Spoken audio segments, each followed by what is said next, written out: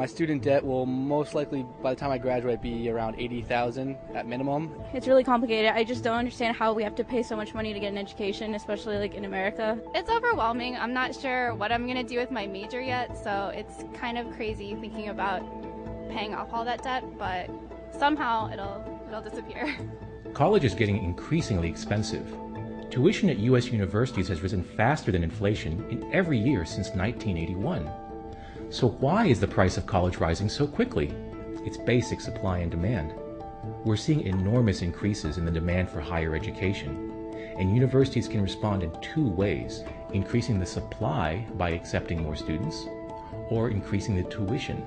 Since most colleges can't keep up by increasing enrollment, tuitions must rise. To understand what's happening, we need to examine what's been driving that demand. There are two main factors. First of all, the payoff from a college degree has been growing over time. In 1980, college graduates earned 50% more than high school graduates. In 2008, they earned over 90% more. In addition, a college degree increases your chances of finding a job, even in a sluggish economy. In the May 2012 employment report, the unemployment rate for high school graduates rose to 8.1%, while the unemployment rate for college graduates fell to 3.9%. So it should be no surprise then that young people today are pursuing higher education in larger numbers than ever before. But there's more to the story. It's kind of something that I don't understand. You know, costs are constantly rising. I mean, I guess it has to do with, you know, every price rises, every cost rises, but college costs rise so exponentially that I think that it just doesn't equate. There's a second major reason for the increase in demand, and this one is the result of public policy. To make colleges more affordable, federal and state governments have been giving subsidies to students, most notably through government-backed student loans, but also through grants and tax credits.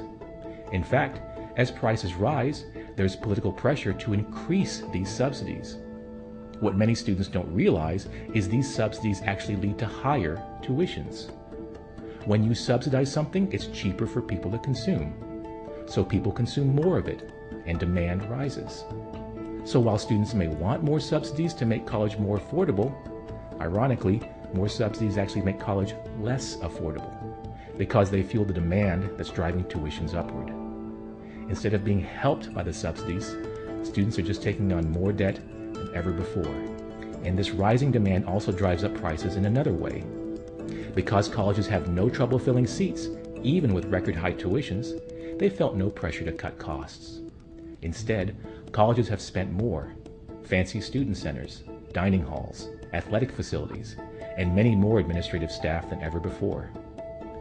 These additions make college more expensive without increasing the value of the diploma. The rising price of college education is a heavy burden for young people and their families. Fortunately, because we know the main reasons behind rising tuitions, promises of higher wages and increased subsidies, we can start to look for solutions.